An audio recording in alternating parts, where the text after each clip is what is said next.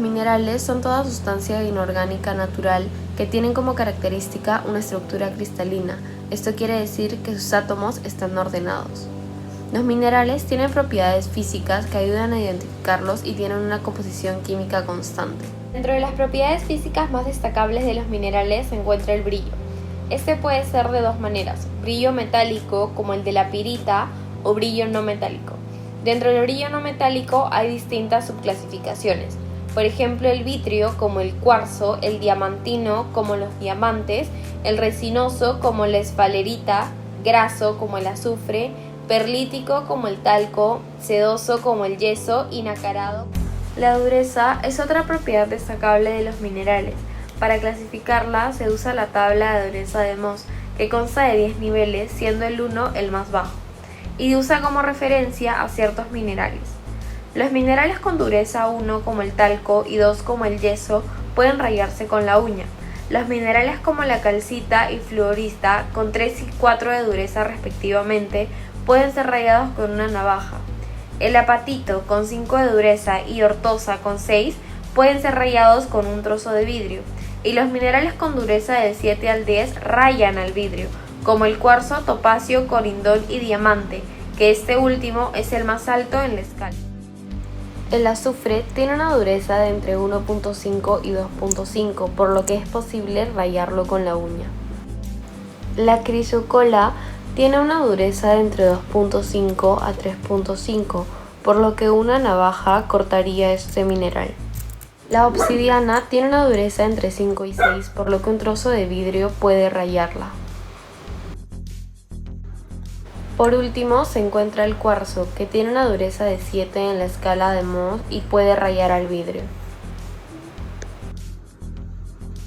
Las rocas son la materia fundamental para la formación de cualquier suelo.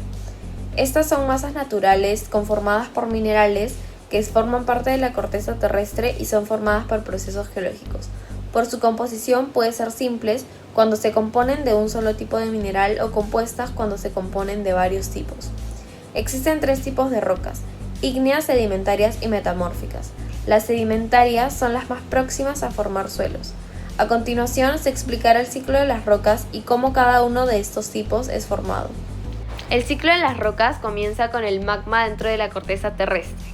Cuando ese se enfría en su camino de ascensión a capas superficiales, da lugar a la formación de rocas ígneas, que pueden ser extrusivas si llegan a la superficie o intrusivas si se quedan dentro de las cavidades o grietas de la corteza. Estas últimas, gracias a levantamientos verticales o el desgaste de las capas superiores, pueden aflorar a la superficie y ser sometidas a agentes meteorizantes, dando lugar a la degradación de estas rocas y a la formación de suelos.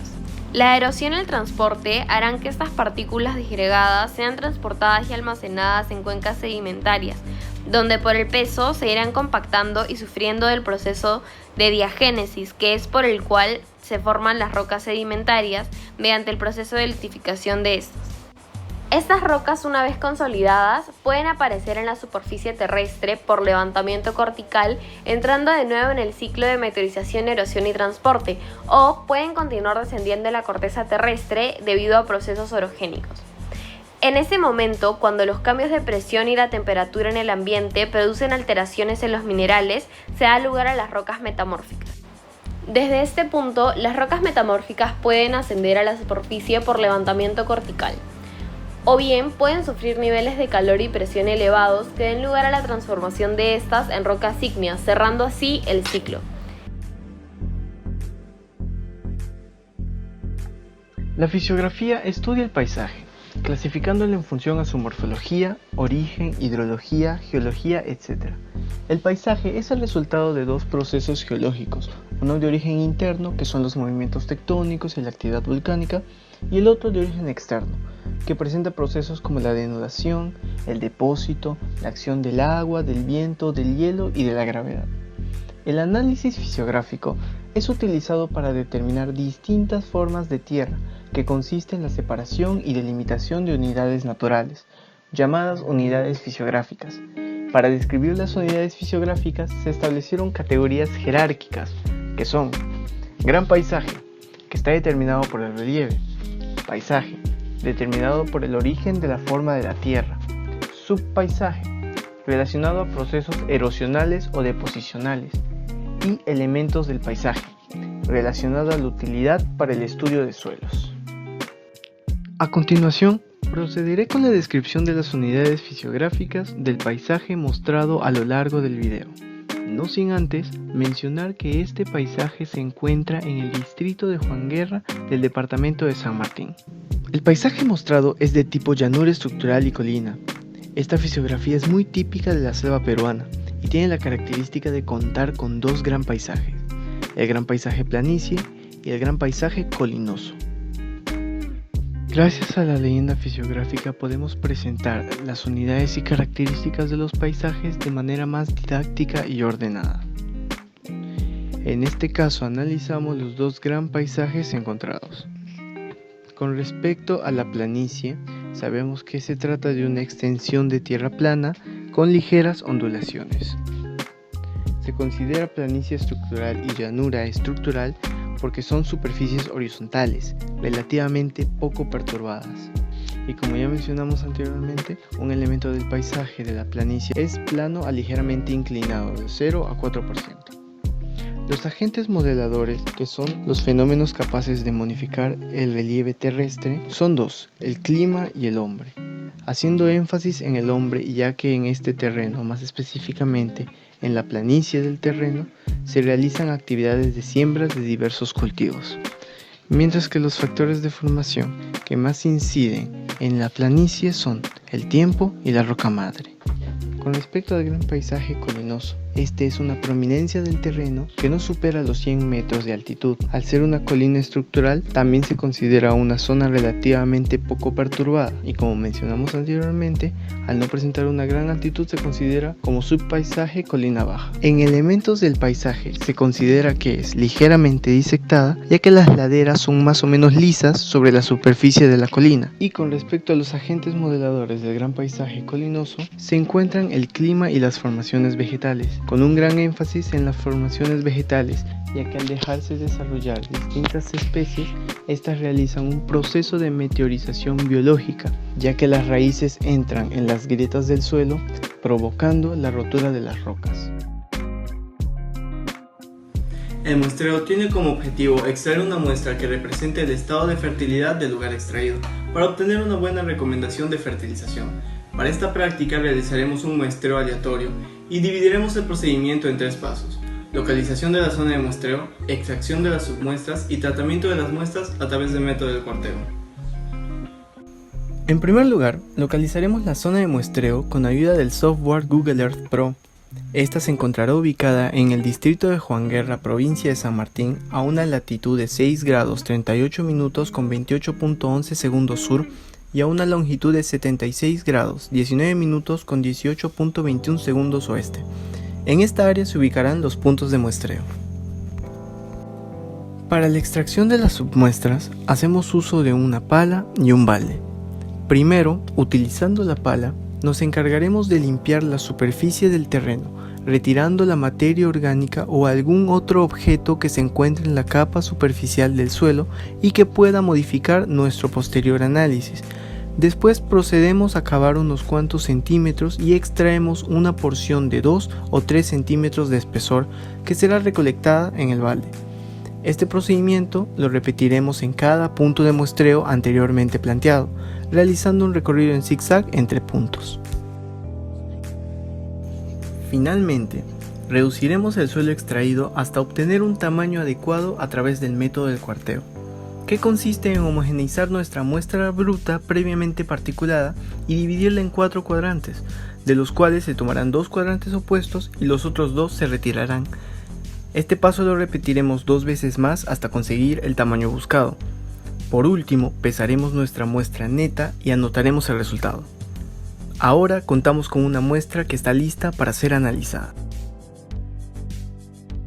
Para la determinación de la textura por el método de la probeta se necesita una muestra de suelo seco y tamizada, una varilla de madera para agitar, una cuchara,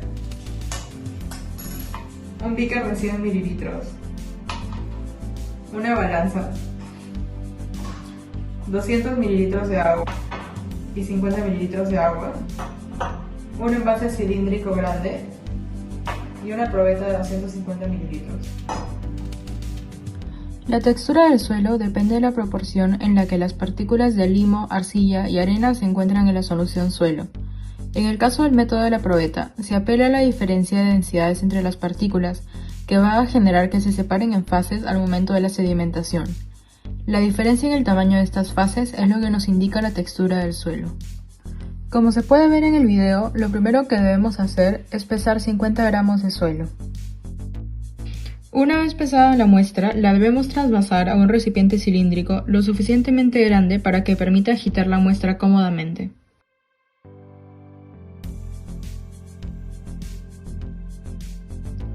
Posteriormente debemos agregar agua suficiente para poder homogeneizar la solución, alrededor de 200 mililitros. Ahora debemos agitar la solución con una varilla de madera durante 10 minutos o hasta homogeneizar.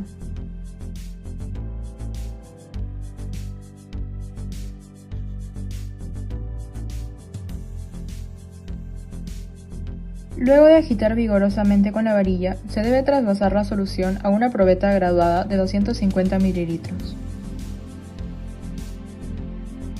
Con la ayuda de la misma varilla, se debe intentar retirar toda la tierra que pueda haber quedado sedimentada en el fondo.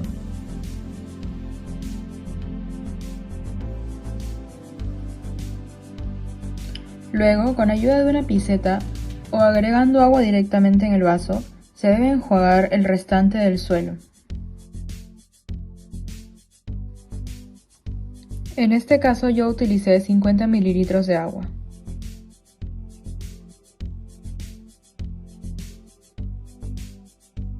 Luego, ayudándonos nuevamente a la varilla, debemos retirar todo lo que puede haber quedado de suelo en el fondo del vaso. Una vez que el vaso haya quedado limpio, se puede dejar la probeta a sedimentar. Conforme pase el tiempo, se podrá observar cómo el agua se vuelve cada vez más translúcida, ya que las partículas del suelo irán precipitando hacia el fondo de la probeta. Sin embargo, para ver resultados completos, se tiene que esperar por lo menos 24 horas.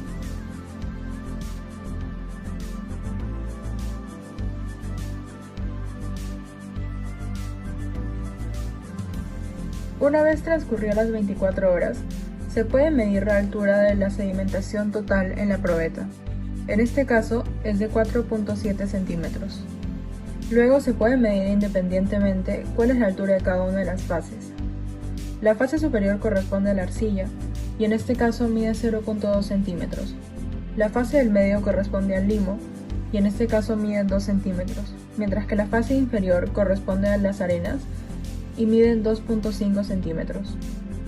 Ya que tenemos el dato de la altura total y el dato de la altura de cada una de las fases, podemos calcular con una regla de 3 simple la proporción en la que se encuentran, o el porcentaje. Por ejemplo, si sabemos que 4.7 centímetros están al 100% de la altura, eso significa que 0.2 está a X. Entonces, despejando, encontramos que el porcentaje de arcilla es 4.3%. Del mismo modo ocurre con el limo, y encontramos que el porcentaje es 42.5%. Igualmente para la arena, en el que el porcentaje es 53.2%. Teniendo los porcentajes de cada partícula en la solución suelo, podemos hallar la textura apoyándonos del triángulo textural. Para ello, empezamos ubicándonos en la parte inferior del triángulo, donde se encuentran los valores porcentuales de la arena. Ubicamos el valor de nuestro suelo, que es 53.2%, y trazamos una línea diagonal. El mismo procedimiento se repite para cada uno de los tipos de partículas. En el caso de la arcilla, la línea que se traza es horizontal. Y en el caso del limo, la línea que se traza es diagonal. Como podemos ver, las tres líneas se juntan en un punto. Este punto nos indica la textura de nuestro suelo. En este caso, el suelo tiene textura franco-arenosa. Para la determinación de la textura por el método del tacto se necesita una muestra de suelo seca y tamizada, una cuchara, un recipiente con agua y una bolsa de plástico. Para la determinación de la textura por el método del tacto, lo primero que debemos hacer es cubrir el área de trabajo con una bolsa plástica para evitar ensuciar. Luego, colocamos sobre la bolsa una pequeña porción de la muestra de suelo seca y tamizada.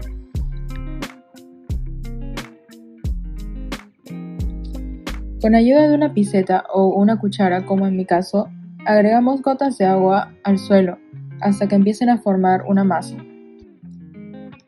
Amasamos el suelo con las manos para incorporar el agua, asegurándonos de que no se nos pegue a las manos. Si el suelo se nos pega a las manos, significa que hemos añadido demasiada agua y debemos añadir más suelo. Asimismo, también puede ocurrir que añadimos muy poca agua y debemos aumentarle más, hasta llegar a la textura deseada. Una vez tengamos el suelo húmedo, lo tomaremos entre las manos e intentaremos formar una bola. La esfera debe tener alrededor de unos 2.5 centímetros de diámetro. Si se logra formar la esfera, se debe pasar al siguiente paso de la determinación por el método del tacto. El siguiente paso es tratar de formar un cilindro grueso y corto.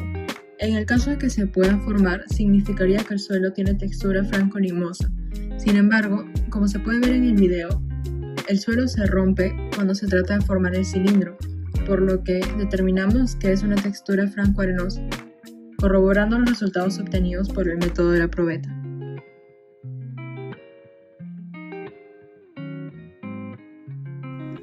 Para determinar el color del suelo se necesita una muestra de suelo seca previamente tamizada, una placa Petri y la tabla de Mansell.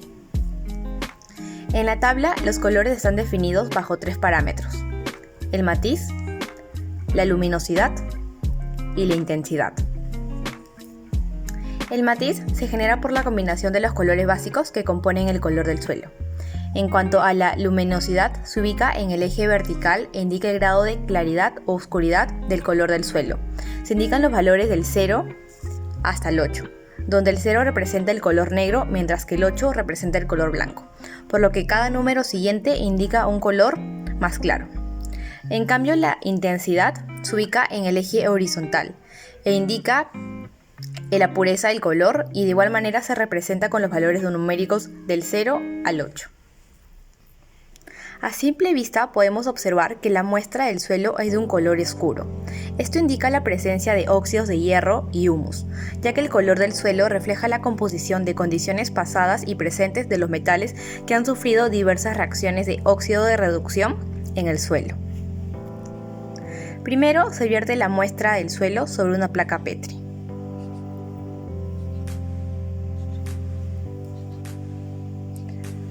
Luego se compara la muestra del suelo con los colores de la tabla más parecidos y se seleccionan los colores con el parecido más similar al de la muestra. Con ayuda de una cuchara, colocar la muestra del suelo en estos colores, los cuales son más parecidos. Una vez colocada la muestra del suelo sobre los colores de la tabla de esta manera, procedemos a definir la que tiene mayor parecido. En este caso, mi suelo presenta un tamizado 10GR. El valor de luminosidad es 4 y el valor de intensidad es 3. Con estos valores ya se puede determinar el color del suelo, el cual es marrón oscuro, ya que si observamos dónde se ubica, observamos que es 3 sobre 4. Al buscar este valor en la tabla, observamos que se ubica en el color mencionado, que es marrón oscuro. Y el código que presenta mi muestra de tierra es 10GR 3 sobre 4. El suelo presenta dos tipos de densidades, la densidad real y la densidad aparente. La densidad es la relación que existe entre la masa y el volumen de una sustancia.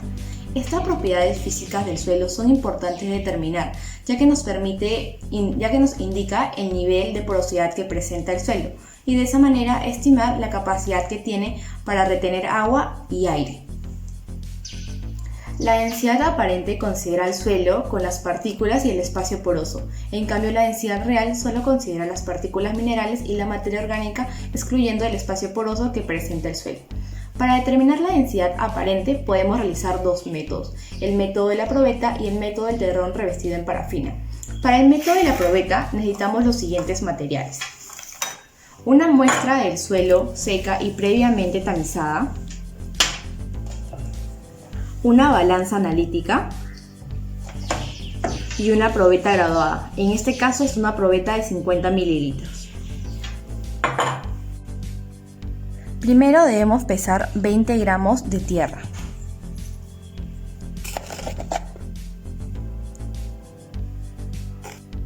Una vez tengamos los 20 gramos de tierra pesados, luego vertemos la muestra de suelo en la probeta, como se mencionó.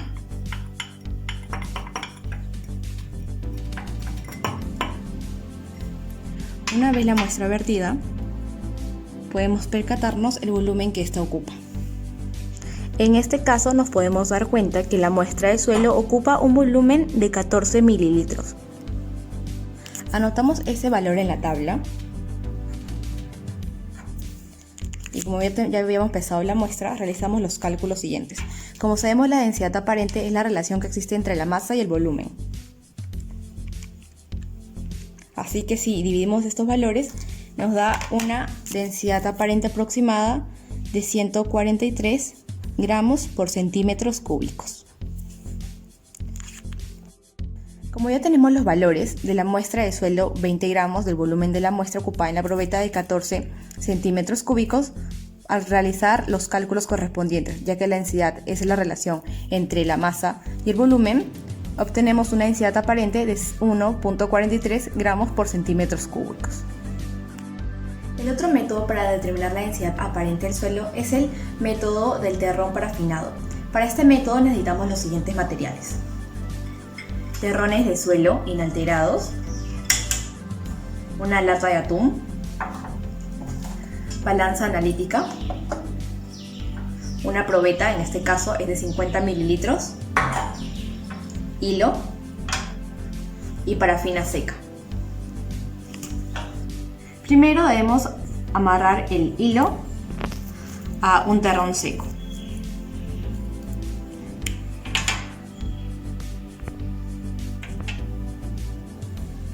Cuando ya tengamos el hilo amarrado al terrón, tenemos que pesarlo.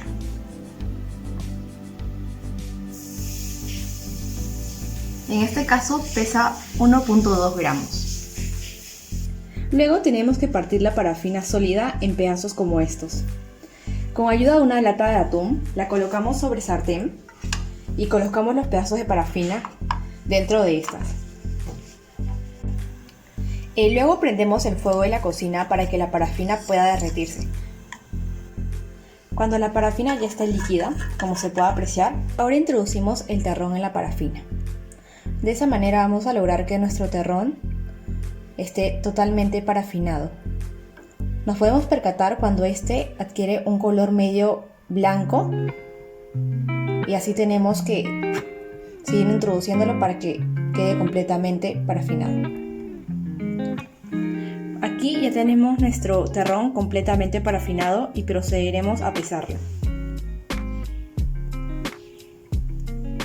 En este caso el terrón con parafina pesa 3 gramos. Luego realizamos los cálculos correspondientes. El peso de la parafina es el peso del terrón con parafina menos el peso del terrón. Al realizar esta resta, obtenemos que el peso de la parafina es 1.8 gramos. Para hallar el volumen de la parafina, ya tenemos el valor estándar de la densidad. Procedemos a hacer el cálculo correspondiente, ya que densidad es igual a masa entre volumen. Y nos sale como resultado de que el volumen de la parafina es 2.02. Ahora procedemos a introducir el terrón parafinado dentro de la probeta. En este caso podemos apreciar que el volumen desplazado es cerca de 2.8 mililitros. Apuntamos los valores en la tabla. El volumen desplazado fue cerca de 2.8 y para hallar el volumen del terrón tenemos que restar ambos valores, lo cual nos da un resultado de 0.78. Para hallar la densidad aparente sabemos de que es masa entre el volumen. Si pasamos a dividir, obtendremos un resultado de 1.54. Así que la densidad aparente sería 1.54 gramos por centímetros cúbicos. Respecto a la densidad real, se realiza el método del pignómetro. Este método se basa en medir el volumen de un fluido desplazado por una masa conocida de suelo en un material volumétrico. En este caso es la fiola.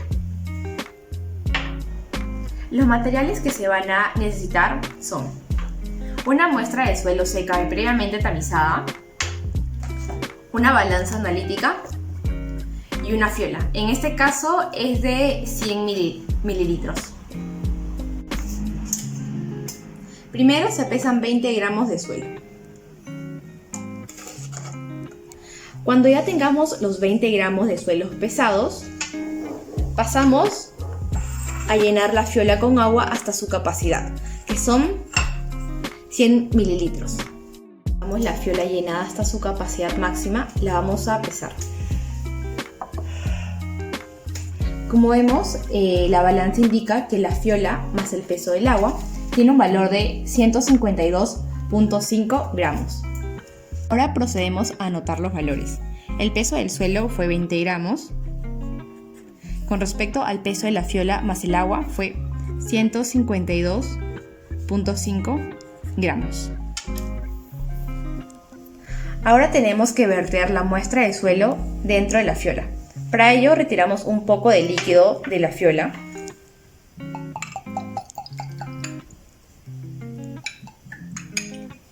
Y le agregamos la muestra de suelo.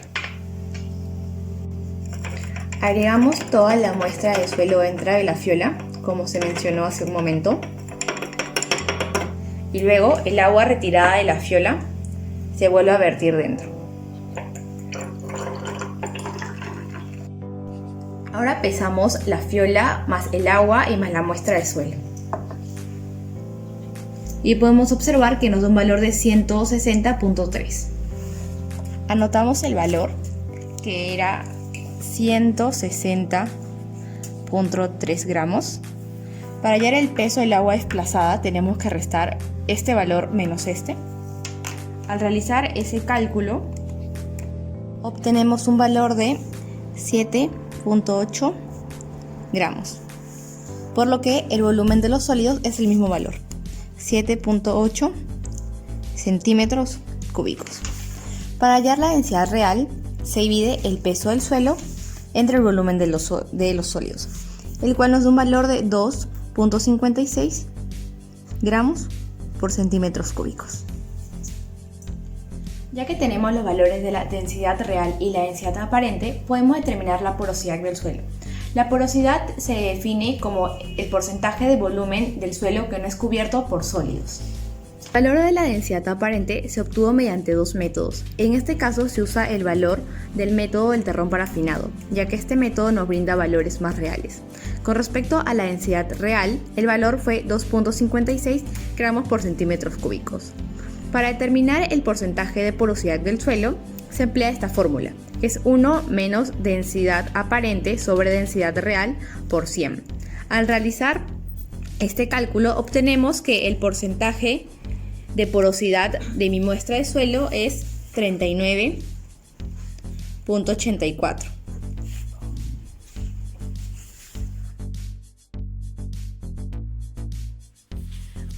Lo primero que tenemos que hacer es comprobar que la muestra pesa 30 gramos. Como se puede ver, sí pesa 30 gramos. Después, tenemos que colocar la botella y sobre ella ponemos el embudo, dentro del cual vamos a colocar el papel filtro.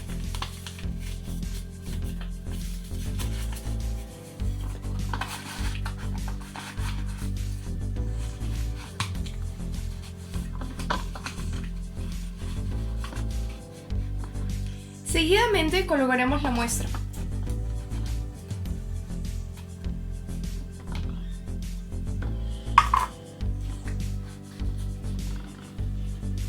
Y empezaremos a añadir los 100 mililitros con ayuda de la jeringa.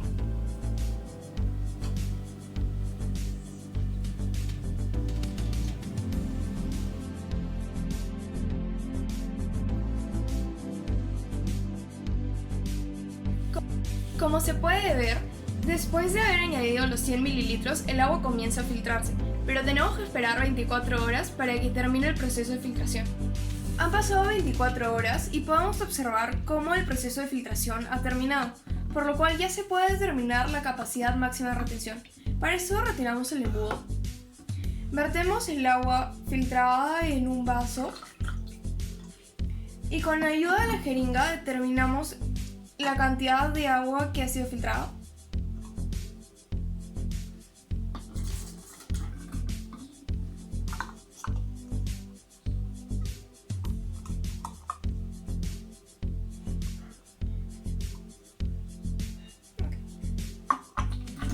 Finalizando este proceso, podemos ver que el agua filtrada ha sido de 84 mililitros.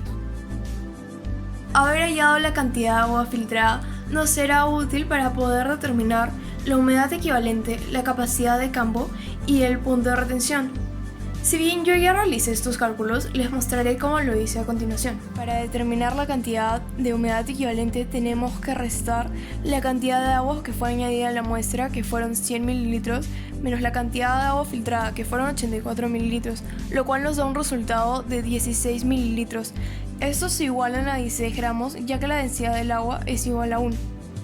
Estos a su vez son iguales a la diferencia entre el peso del suelo húmedo menos el peso del suelo seco.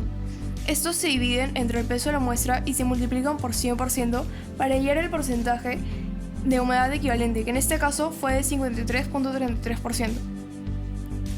La capacidad de campo tiene diferentes fórmulas para diferentes texturas. En este caso se utilizó esta aquí, ya que la textura de este suelo es limorcillosa. Y el resultado de estas operaciones nos dio 45.69%. Para determinar el punto de marchitez, dividimos la humedad equivalente entre 1.84, lo que nos da un resultado de 28.98%. Otro experimento realizado en la práctica de agua en el suelo fue la visualización de movimiento del agua por el proceso de capilaridad. Para esto necesitamos un poco de agua, nuestra muestra de suelo, un algodón, un tubo de ensayo, una placa Petri o en nuestro caso una tapa. Lo primero que tenemos que hacer es rellenar el tubo de ensayo con la muestra de suelo.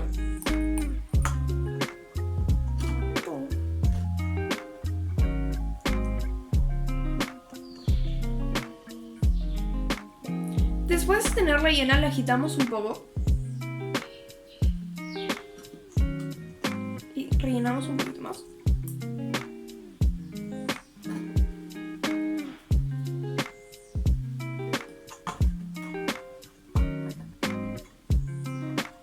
Después de esto colocamos agua en la tapa. No se necesita una cantidad exacta, pero sí se necesita que haya suficiente para que salga la mitad de la tapa. En este caso estamos añadiendo unos 20 mililitros. A continuación colocamos el algodón sobre el tubo de ensayo y lo colocamos dentro de la tapa. Veremos los resultados del movimiento del agua en el suelo en 5 minutos, 10 minutos, 20 minutos y 25 minutos.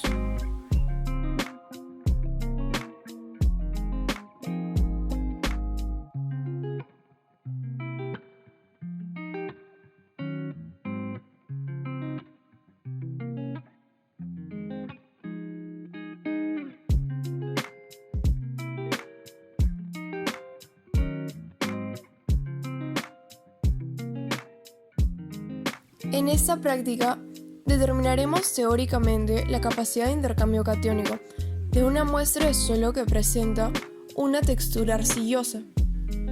El peso de esta muestra es de unos 50 gramos. En el porcentaje de partículas podemos ver que la arcilla representa a un 50%. la arena a un 37.5% y finalmente el limo a un 12.5%. Si sabemos que la arcilla representa un 50%, realizando una regla de 3 simple, con el peso total de la muestra, podemos observar que la arcilla pesa 25 gramos. La montmorillonita representa al 60% de la arcilla total. Por lo tanto, realizando el mismo procedimiento, obtendríamos que esta es igual a 15 gramos. Asimismo, la teoría nos indica que 100 gramos de montmorillonita representan 100.000 equivalentes. Por lo tanto, al tener 15 gramos de esta, obtendríamos un total de 15.000 equivalentes. En el caso de la caolinita, esta representa el 40% de la arcilla total restante. Esto sería igual a 10 gramos. La teoría nos dice que 100 gramos de caolinita son iguales a 8.000 equivalentes. Por lo tanto, si en esa muestra tenemos 10 gramos, estos equivaldrían a 0.8.000 equivalentes. Finalmente, para guiar el SIG, sumamos los 1.000 equivalentes de la montmorillonita más los 1.000 equivalentes de la caolinita, lo cual nos da un resultado de 15.8 miliequivalentes sobre 100 gramos. Para el pH del suelo vamos a necesitar una muestra de suelo, una balanza gramera, el agente incalante que va a ser el bicarbonato de sodio y el agente acidificante que va a ser el vinagre blanco. Vamos a necesitar unos cuantos recipientes, así como unos palitos que nos van a servir para poder remover, y 3 beakers.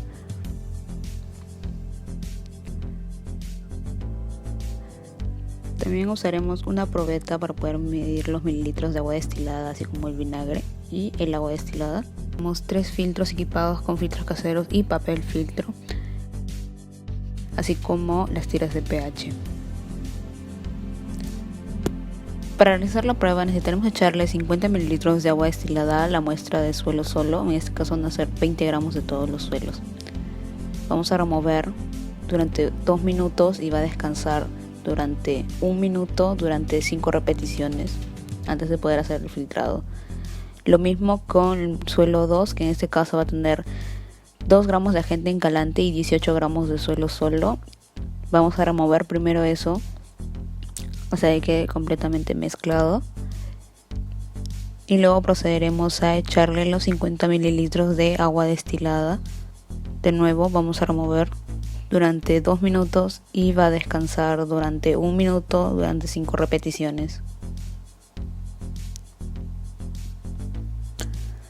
Por último, con el agente acidificante vamos a tener que echarle 5 mililitros de vinagre al suelo primero. Vamos a removerlo muy bien y luego vamos a proceder a echarle 45 mililitros de agua destilada, y de nuevo lo mismo que en los anteriores suelos, vamos a mover durante 2 minutos y va a descansar durante 1 minuto durante 5 repeticiones. Una vez removidas las muestras, vamos a pasar a echarlas en los filtros de poco en poco. En este caso vamos a comenzar con en el suelo solo, lo estamos echando por pocos en el filtro. Ahora con el suelo 2, que es el suelo con el agente incalante, que vamos a esperar que sea de un pH más básico que el suelo solo. Y por último el suelo número 3, en este caso es el suelo que tiene el agente acidificante, de que vamos a esperar que se encuentre en un nivel más ácido que el suelo solo. Y así por pocos hasta que filtremos todo. Ahora vamos a hacer con las tiras de pH. Este es el suelo número 1, que es el suelo solo. Vamos sumergiendo ahí durante unos cuantos segundos y comparamos con el listado para ver que el suelo tiene un pH de 7, o sea que está bien, no necesita corrección. Vamos a continuar con el suelo número 2, que es el suelo que se espera que sea más básico. Vamos a remojar unos cuantos segundos y vamos a obtener que es un suelo con un pH de 8.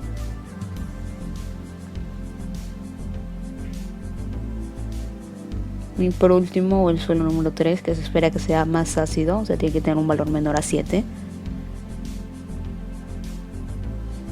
Lo mojamos durante unos cuantos segundos y comparamos. Y vemos que tiene un pH de 5.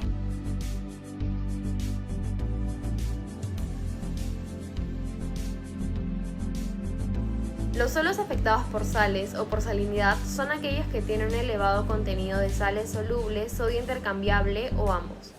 Esto representa un problema para la mayoría de cultivos y sobre todo para cultivos sensibles. La forma de medir la salinidad en un suelo es a través de la conductividad eléctrica. Un suelo salino es considerado como tal a partir de los 4 decisiones sobre metro. Para la práctica de salinidad se necesitará un conductímetro, 20 mililitros de agua destilada, un matraz, un beaker de 50 mililitros, un embudo, 20 gramos de suelo problema, una bagueta de madera y papel filtro. Lo primero que se hará será colocar el embudo y los papeles filtro sobre el matraz. En este caso se colocarán 2 para evitar el paso de cualquier partícula de tierra. Posteriormente se realizará una pasta de saturación 1 en 1 adicionando los 20 mililitros de agua destilada al suelo. Se debe agitar esta pasta durante 2 minutos con la bagueta y luego dejar reposar durante 1 minuto. Este proceso debe repetirse 5 veces. Luego de haber agitado, se vertirá la pasta en el papel filtro con el embudo y se dejará filtrar la solución para luego poder hacer la medición respectiva con el conductímetro.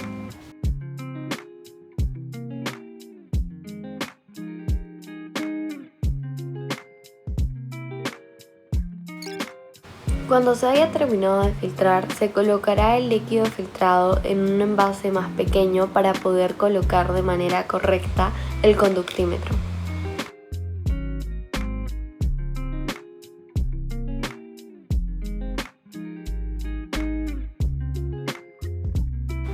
Luego se procederá a hacer la lectura con el conductímetro.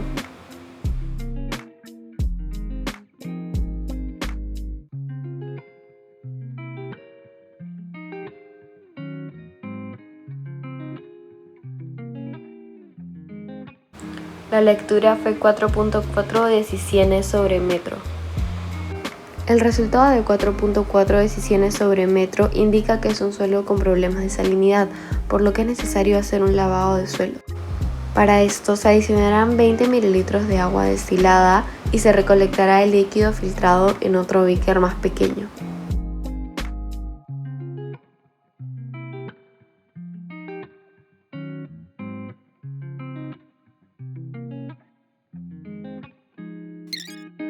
Por último, para continuar con el lavado, se le agregarán 50 mililitros más de agua destilada.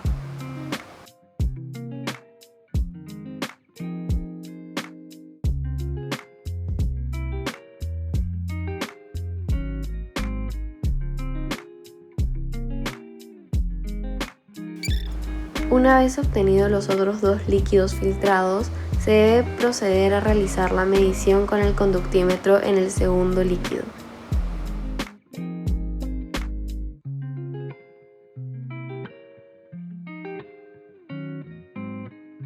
En la segunda filtración se obtuvo un resultado de 1.2 decisiones sobre metro. Por último, se obtuvo un resultado de 0.5 decisiones sobre metro, lo que indica que el lavado de suelo funcionó. Para determinar la materia orgánica vamos a necesitar una muestra de suelo, una muestra de compost, en este caso humus de lombriz, un frasco de agua oxigenada, palitos de chupete para ayudarnos a remover, en este caso 3 beakers, y unos recipientes de plástico, así como una balanza gramera, una probeta para hacer los cálculos de la densidad aparente y un filtro para determinar la capacidad de retención de agua. Vamos a echarle 2 gramos de materia orgánica a un suelo de 18 gramos y vamos a removerlo bien hasta que quede completamente mezclado. En este lado, del lado derecho, tenemos un suelo de 20 gramos por sí solo y al lado izquierdo tenemos un beaker con 20 gramos de materia orgánica. Vamos a echarle 10 mililitros de agua oxigenada a los 3 y vamos a mezclarlos.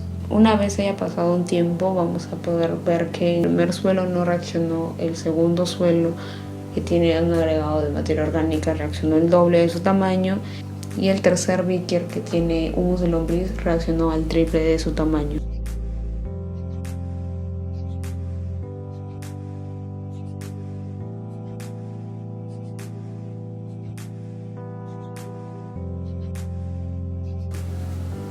Para calcular la densidad aparente echaremos 2 gramos de materia orgánica a un suelo de 18 gramos y 1 gramo de materia orgánica a un suelo de 19 gramos. Vamos a removerlo muy bien ambos vasos. Y luego procederemos a echar, en este caso, el suelo con 2 gramos de materia orgánica en una probeta y a sentarla, ¿no? Podemos apreciar que marca 14 centímetros cúbicos de volumen. Acá estamos echando el suelo con 1 gramo de materia orgánica en la probeta y podemos observar que tiene 13 centímetros cúbicos de volumen. Para determinar la densidad aparente en el suelo con 2 gramos de materia orgánica, tenemos que el peso total es de 20 gramos, que el volumen que marcó en la probeta eran 14 centímetros cúbicos. Entonces, para calcular la densidad aparente tendremos que dividir 20 entre 14 y nos va a salir 1.43 gramos por centímetro cúbico. Para el suelo con 1 gramo de materia orgánica tendremos que el peso total fue de 20 gramos, el volumen que marcó en la probeta era de 13 centímetros cúbicos. Entonces la densidad aparente 20 entre 13 nos va a dar 1.54 gramos por centímetro cúbico. Con esto podemos concluir que a mayor materia orgánica, menor será la densidad aparente que presenta el suelo. Para determinar la capacidad de retención de agua por la materia orgánica, vamos a echar 5 gramos de humus de lombriz en un beaker que contiene 15 gramos de suelo y lo vamos a combinar.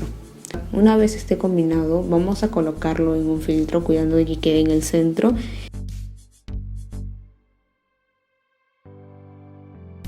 Y vamos a saturar el suelo con 100 mililitros de agua.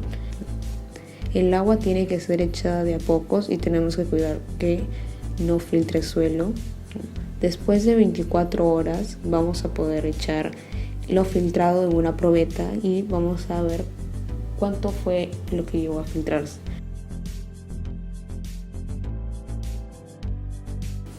Para hacer los cálculos vamos a recurrir a una hoja donde tendremos que el peso del suelo era de 20 gramos, el volumen de agua agregada fue de 100 mililitros y el volumen de agua filtrada fue de 84 mililitros. Para calcular la máxima capacidad de retención vamos a restar el volumen de agua agregada entre el volumen de agua filtrada. Eso nos dará un total de 16 mililitros como máxima capacidad de retención. Para hacer el cálculo de la humedad equivalente vamos a tener que dividir la máxima capacidad de retención, en este caso fue 16 mililitros, entre el peso del suelo, que era 20 gramos, por 100%. Esto nos da que la humedad equivalente era de un 80%.